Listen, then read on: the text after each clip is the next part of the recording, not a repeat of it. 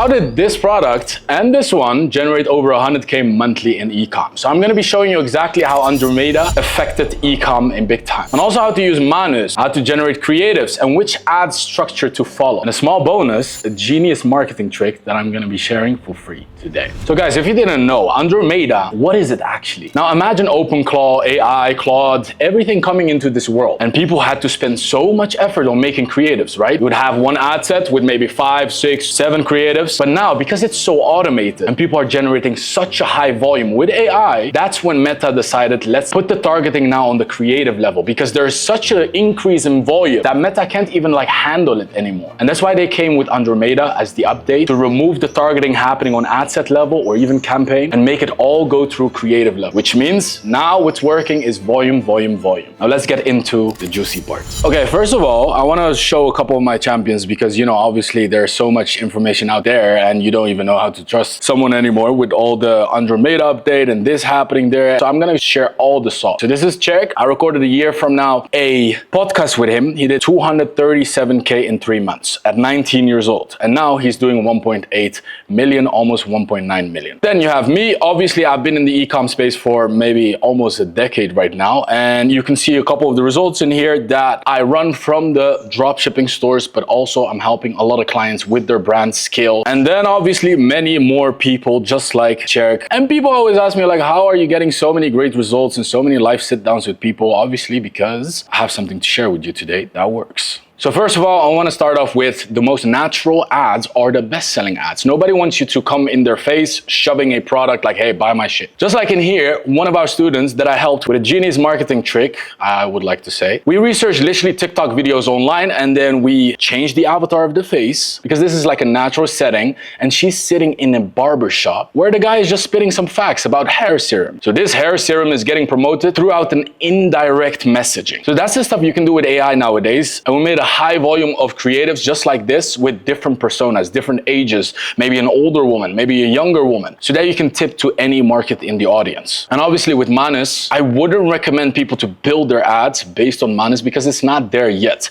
But it is a very good tool. As you can see here right now, there is a ad account of ours and you can see how much spend it has done in the last 6 months, how many purchases, what the cost per acquisition is. But just now to show you what we used to do as media buyers and e-com brand owners, you would always have to analyze everything, write it down. You can have, for the first time in history, where Facebook allowed an integration inside of ad accounts, an AI tool that they invested $2 billion to analyze everything for you. Now, before going to the technical part of ads and scaling and website, I want to show you the creatives that you should focus on, especially if you have a brand, but obviously it can also work with dropshipping in some scenarios. Us versus us. You show them all the benefits. Because you have so many USPs, you can list them out in both pictures, or you can use the us versus them. Why is our product much better? Because this and this and that, and compared to the other industry, what they are selling, it's quite shit. Right? Then you just show them all the benefits of yours. Cost per use. This is especially for people in countries where the buying intent is lower than usual. And you can show them how much they will actually spare in terms of money on your product on a daily basis. Problem solution. So this is where you create the awareness stage in your funnel. You show them the problem, you show them the solution on the bottom, and that's how you can gain their interest to eventually buy. Then you have the before and afters. One of my favorites because here you can actually show the likelihood outcome that they could get from this product. Solution and proof. This I would put lower in the list because it's a good one to build awareness, but it doesn't convert that much. You can use it in retargeting campaigns, or you can use it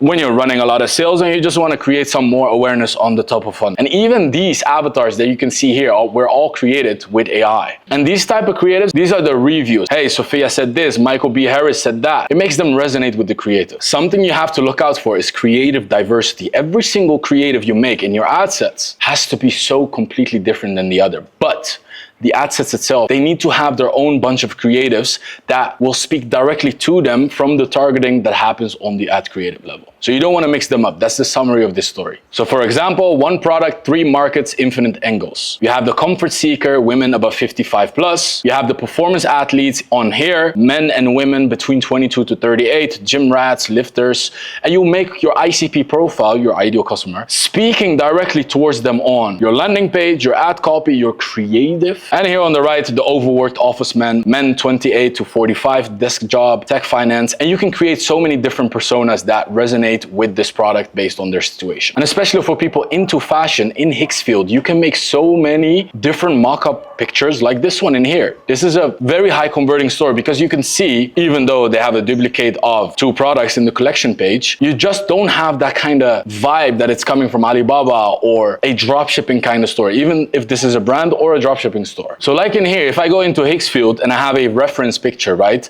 Some woman wearing the jacket, you can take that reference picture and you can create a bunch of stuff. Like in here, we created a floating mock-up video that projects quality like Zara or any other big brand. And you give it a very simple prompt and a reference picture in some cases, because then it can make it more accurate for you. And then it creates the whole thing floating for you, where you can just like test it on your ad creatives or even add it to your website. And look, we all heard about Claude. We use it for shopping lists, for time zone conversions, or something you want to know about like a specific thing you have. But imagine connecting Claude, which we have done, working together with Hicksfield, creating a mass production of pictures, videos, whatever you want to create. It just runs 24/7 for you, generating all these creatives that you can just pick and test in your ads. But nowadays, because we're scaling so hard and we're duplicating very fast every single store to a different country, we use a tool like Launch Your Store AI. You can literally like take any link online from a competitor list that you made. You can paste it in here. It costs you $1 every 3 months, by the way. And it will take the whole template. It will extrapolate every single detail that you have into your own Shopify store, so that the only thing you have to do is run this exactly how it is.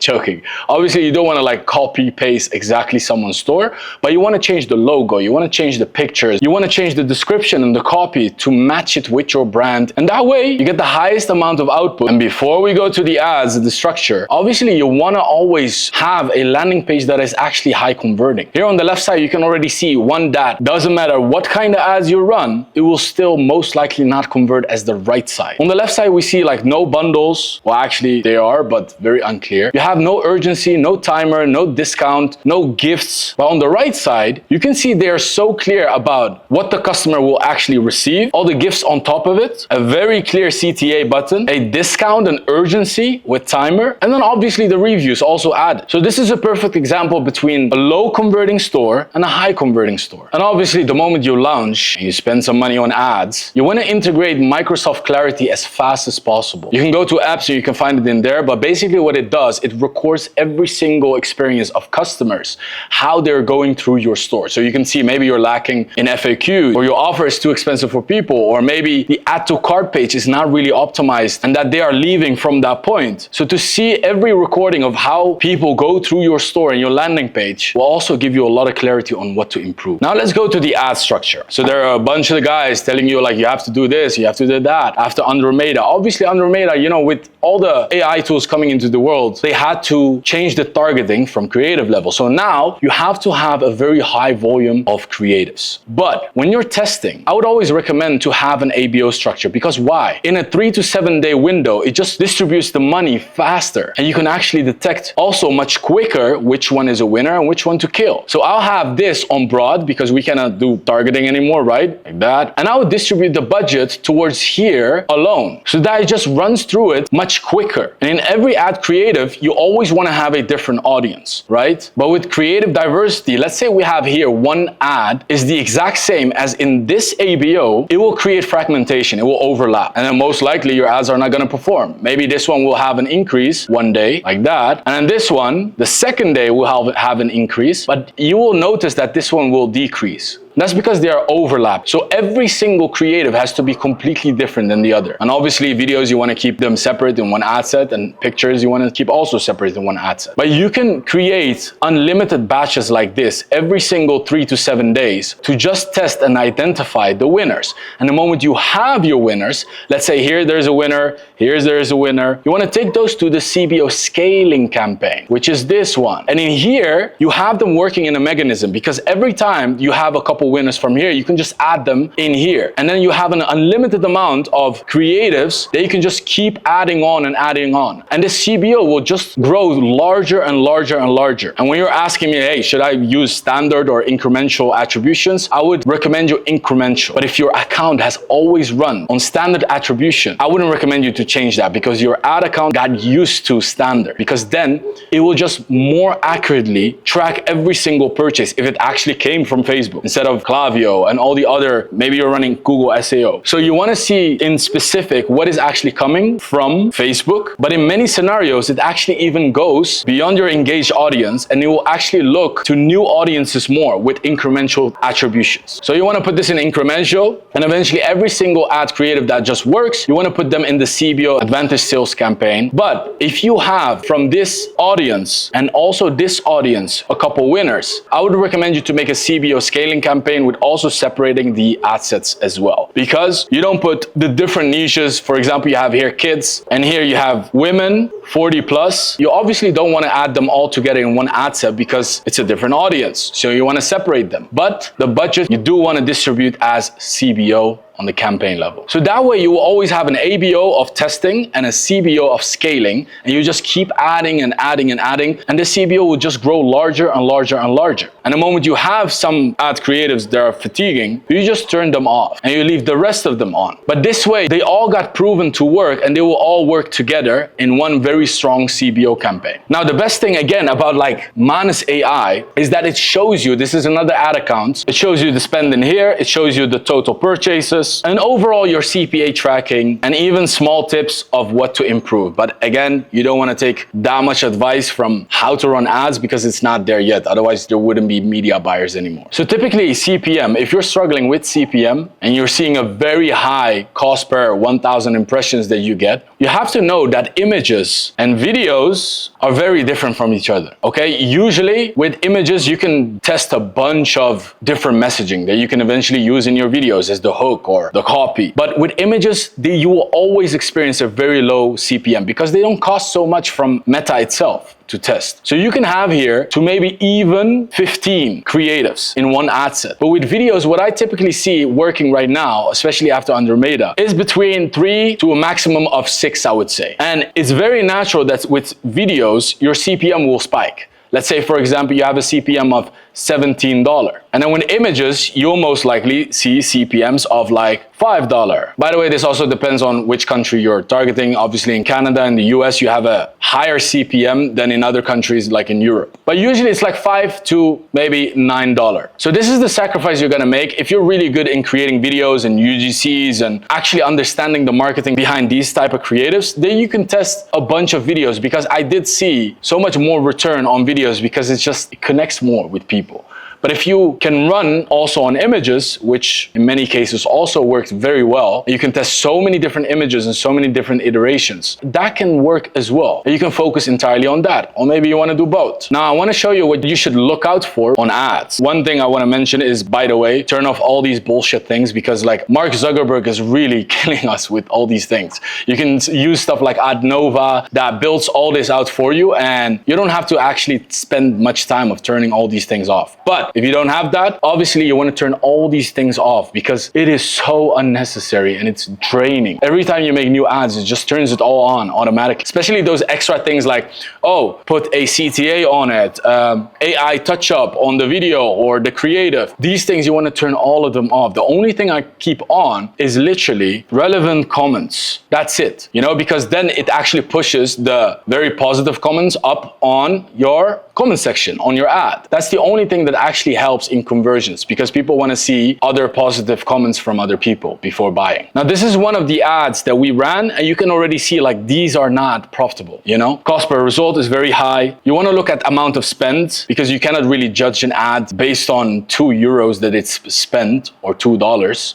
And ROAS overall very dramatic. CTR is not that great. Frequency is okay. So frequency stands for how many times it actually gets shown to the same customer. If your frequency is freaking high, you definitely want to exclude your customers. That's the first thing that you always want to do. Like when you build ads, exclude all the customers. So imagine you're just like selling eggs and you knock on the same door 15 times. That's frequency. So you want to keep this frequency in here anywhere between 1 until, let's say, 3.5. Then you have a healthy balance. And funny enough, retargeting is also happening right now on creative level. So if you have a couple campaigns working and 2 of them not, probably the other campaigns are working because of those 2 that didn't work, but they're just being shown to the same customers so that the other ones can actually work. So retargeting campaigns really doesn't necessarily have an effect, apart from if you want to hit them with, hey, there's a big sale happening, or you can get now free shipping. You can add retargeting for that. But outside of that, I wouldn't recommend it because it's already happening on creative level. If you have 7 creatives, 5 of them perform well, the other 2 are actually pushing that to perform well. And then again, overall cost per click, very high, not that many add to carts. Then here on the left side, we can already see a winning campaign. So here we see already there's a lot of spend happening. CPM is very low. These are a lot of single images. Our break-even ROAS is 1.47, and these are all much higher than that. And you can see cost per click is very low, cost per result also low, exactly where we want it to match our CPA. Now, the only thing I see here is that this frequency is quite high. Now, what you can do is you can exclude customers in this campaign, which wasn't before, and then you will most likely see a decrease happening in here so that it won't be shown 10 times to the same customer. But these are examples of winning campaigns that you can actually scale. And by the way, if you would like to learn even more in depth, as these are very tiny bits, you can imagine inside of the community and the one-on-one, and we got Brian and Cherk, literally the examples that I showed you also inside of the one-on-one program, not a course. You can click the link below to work together with me and actually start scaling your journey, even though you're just starting off or you're already running some sales, or maybe you hit your first 100K and you want to go scale to the 500K. You can click on the link below where we can dive even deeper into how you can get the rest of the secrets.